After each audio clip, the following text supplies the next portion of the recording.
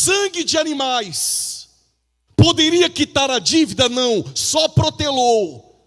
Mas o próprio autor aos Hebreus capítulo 10, versículo de número 4 e necessariamente o 5, eu vou parafrasear, ele diz: sacrifícios e oblações não quero mais, um corpo me prepara. Sabe o que Deus está dizendo? Anjo não tem natureza para quitar a dívida. A natureza do anjo e dos animais não é compatível à natureza do ofensor. E o ofendido é santo. Então precisa de um sacrifício na mesma natureza daquele que pecou. Porém, esse sacrifício tem que ser santo.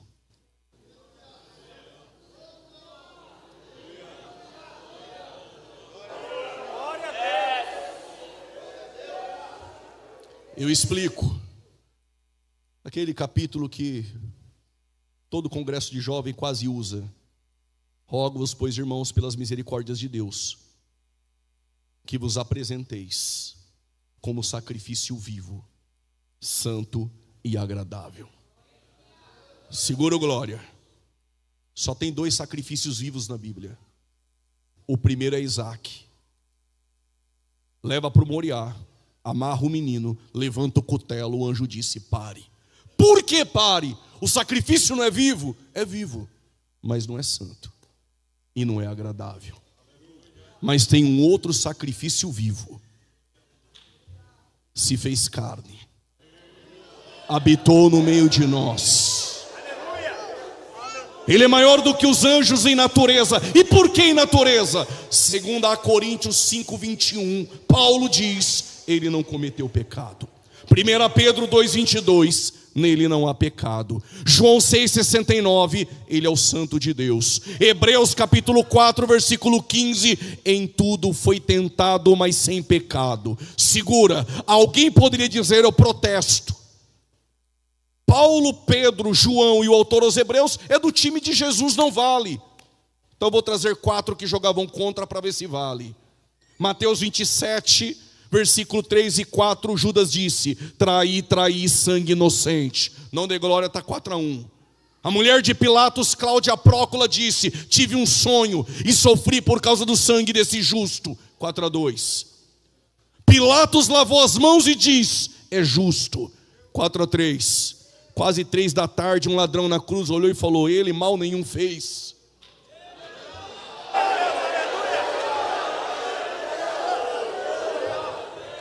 Tu não está achando que eu vim aqui para empatar? Quando Jesus entregou o Pai e o Espírito, tem um centurião 007 que não levantava a mão de jeito nenhum, não dava glória de jeito nenhum, mas quando viu disse: verdadeiramente, Ele é o Cristo, o Filho do Deus vivo, Ele é santo.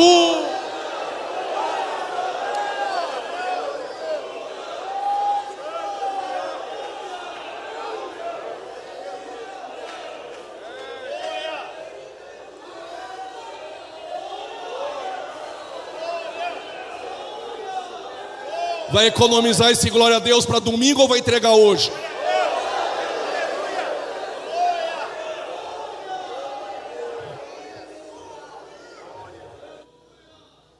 Quando eu tentava dar aula de teologia, na minha sala tinha um aluno engomadinho. O culto na igreja dele não dava glória de jeito nenhum. Toda aula de teologia ele criticava o pastor, criticava os pregadores, criticava todo mundo. Ele achava que ele sabia tudo. Assistiu 50 vídeos no YouTube, ele era teólogo agora. Aí ficou friozinho no culto, não dava glória, não levantava a mão, cruzava a perninha. Aí ele me procurou depois da aula e começou a criticar a igreja dele, que eles ficam levantando a mão e dando glória. Eu falei: é mesmo? Eu falei: senta aqui, pega a sua Bíblia. Gênesis 14. Abraão levantou as suas mãos ao possuidor dos céus e da terra. Aí ele ficou me olhando assim, eu disse: mas tem mais. 2 Crônicas capítulo 6, versículo 12, diante do templo Salomão levantou as suas mãos. Salmo 103, do versículo 1 ao 2, levantarei as minhas mãos para bendizer ao Senhor. Esdras capítulo 9, versículo de número 5: no sacrifício da tarde levantarei as minhas mãos. Êxodo 17: enquanto Moisés ficava igual esse crente aí do teu lado com a mão baixada, perdia a batalha, mas quando levantava,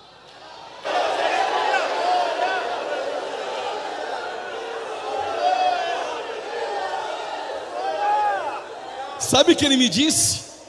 Mas só homem levantou a mão. Como eu gosto de ir para os debates, eu sempre deixo uma na manga. Eu falei, então abra agora em Deuteronômio 32, versículo 39. Vede agora que não há um outro Deus além de mim. Eu saro, eu firo, eu curo, eu mato, segura, e faço viver. Versículo 40, eu falei, já pode ir embora para casa. Esquece a aula.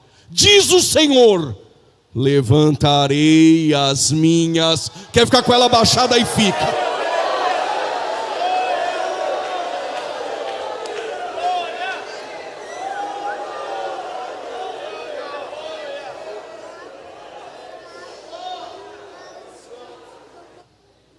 Que bom que tem assembleano que ainda gosta do fogo.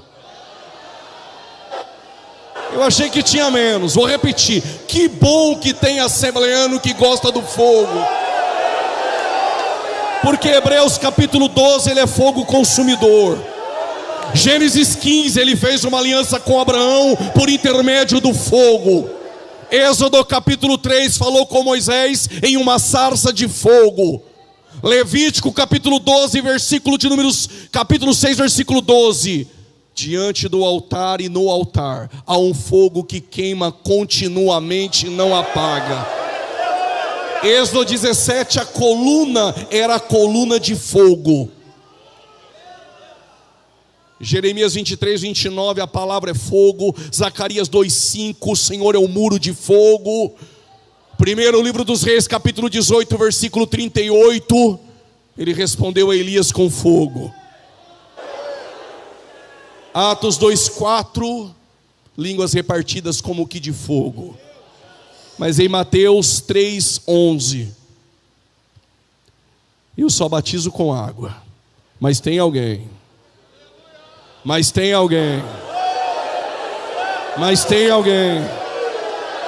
que vos batizará com o Espírito Santo e com fogo. Não deixe esse fogo apagar.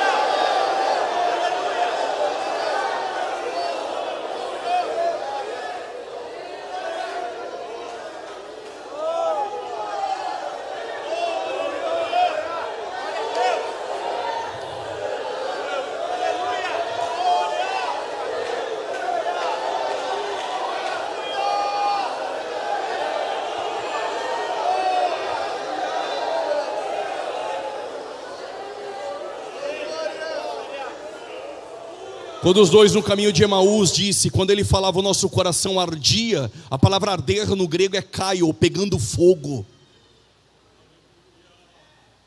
Quem sabe Timóteo começou a liderar a igreja, virou pastor, aí acha que pastor presbítero não pode dar glória a Deus no culto, na escola bíblica.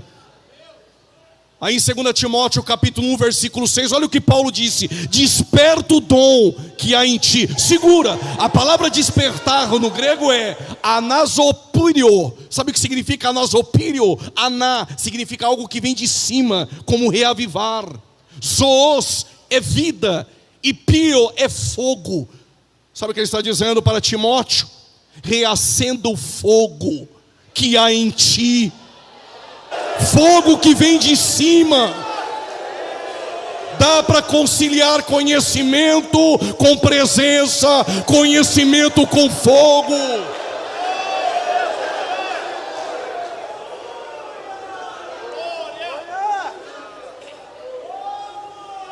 Ele se fez maior do que os anjos em natureza, porque o autor aos Hebreus diz que por conta da sua natureza humana, da sua encarnação, ele nos livrou daquele que tem o poder da morte,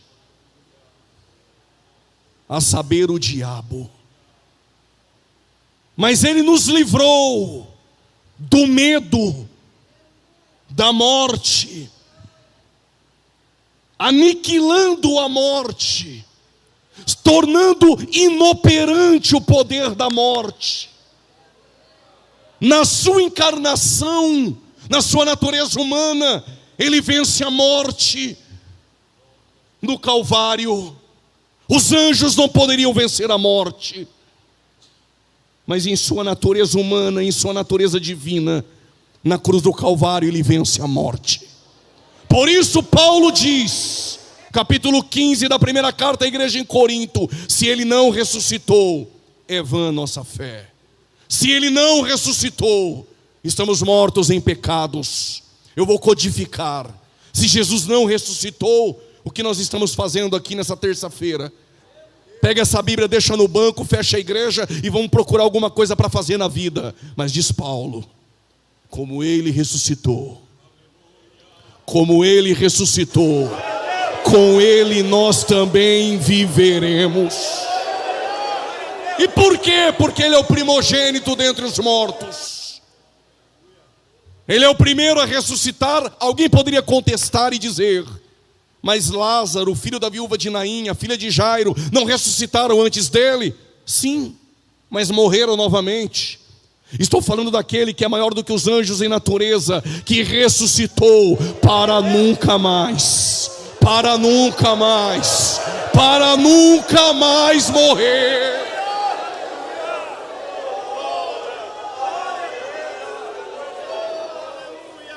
O autor dos Hebreus disse que ele veio para destruir, katargeo, tornar inoperante aquele que tem o poder da morte, a saber, o diabo.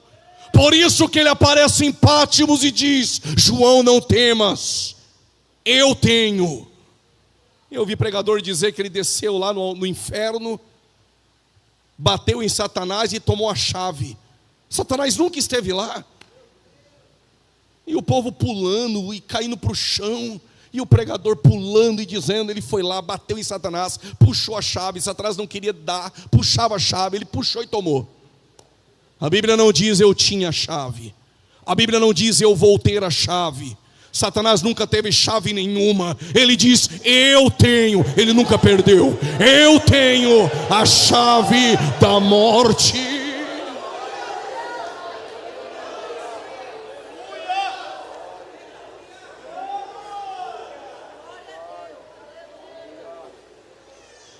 O autor dos Hebreus diz que ele veio trazer aquilo que estava perdido e levar os filhos à glória.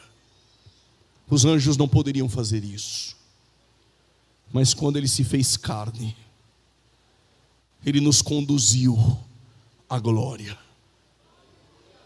Estávamos perdidos, mas fomos achados. Ele é maior do que os anjos em natureza, mas ele é maior do que os anjos em essência. E por que em essência? Primeiro, porque os anjos foram criados. Em sua essência ele é Deus. Se ele é Deus, ele não é criado. Os anjos são criados e ele é criador. João capítulo 1, versículo de número 3: sem ele, nada do que foi feito se fez. Colossenses 1,16: ele criou todas as coisas, visíveis e invisíveis.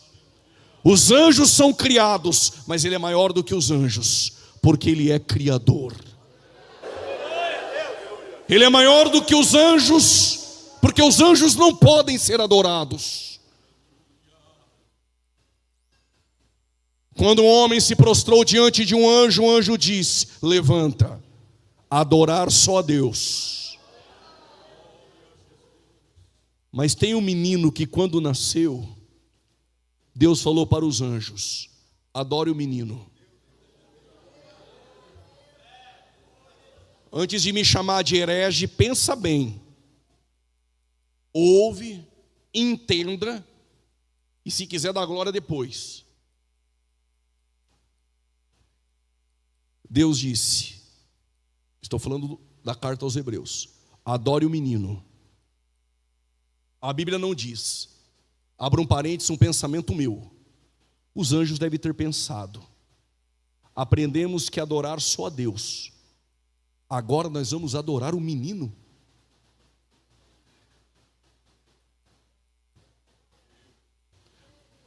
Mas antes que os anjos pensassem, Hebreus capítulo 1, versículos 5 e 6, ele disse aos anjos: a quem de vós me chamou de pai?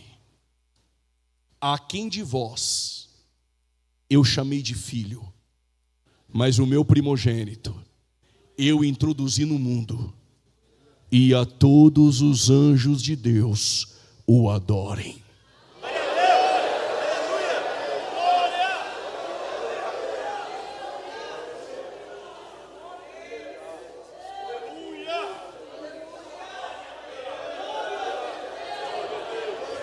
Se não quer adorar, não precisa, os anjos adoram. A todos os anjos de Deus o adorem. Mas a pergunta é: adorar o menino? Mas o menino é Deus, mas é homem, veio como homem, mas não deixou de ser Deus. Subiu como Deus, mas não deixou de ser homem. Como homem, ele sentou lá no poço de Jacó e falou: vão comprar comida que eu estou cansado. Como Deus, subiu na montanha e diz: vinde a mim os cansados e sobrecarregados. Como homem Deus, a mulher samaritana veio e disse: tenho sede. Como Deus homem, quem tem sede vem. Eu tenho água da vida eterna. Parece que alguém já bebeu dessa água. Como homem Deus, ele chorou por um amigo em Betânia. Mas como Deus homem, sai para fora Lázaro. Eu sou a ressurreição e a vida. Como homem Deus, ele tirou um cochilo na polpa do barco. Dormindo é mais poderoso 1 milhão de vezes que Satanás, acordado. Como homem Deus, ele dorme. Como Deus homem, quem é este que até o vento e o mar lhe obedece?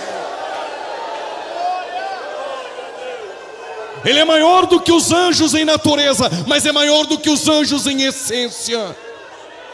Porque os anjos são criados, ele é criador. Porque os anjos o adoram e ele é adorado para todo sempre.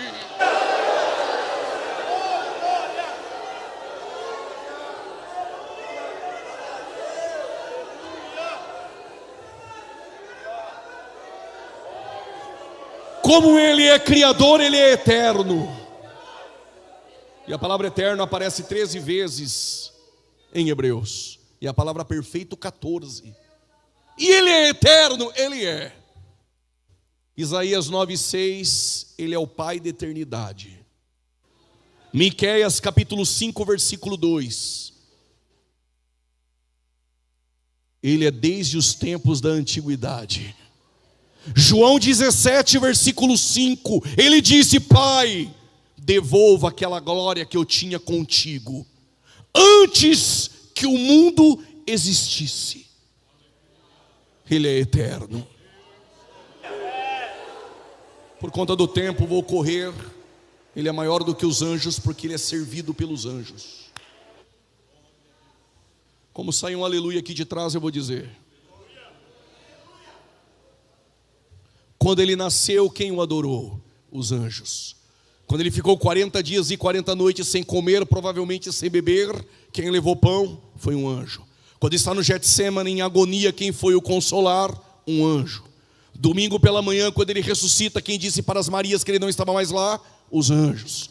Em Atos capítulo 1, versículo 9, 10 e 11, quando ele sobe a súmpita aos céus, quem disse aos varões galileus que ele voltaria? Foram os anjos. Quando ele sai do Getsêmani e os soldados vieram prender e perguntaram: és tu Jesus? Ele disse: eu sou. Eles caíram. Ele disse: se eu quiser eu peço papai. E ele envia 12 legiões de anjos. Ou seja, cada legião em Roma 6.000. Ele está dizendo: se eu quiser eu chamo 72.000 anjos, 12 legiões para me ajudar. Mas eu não quero 12 legiões de anjos. Eu vou começar com 12 homens.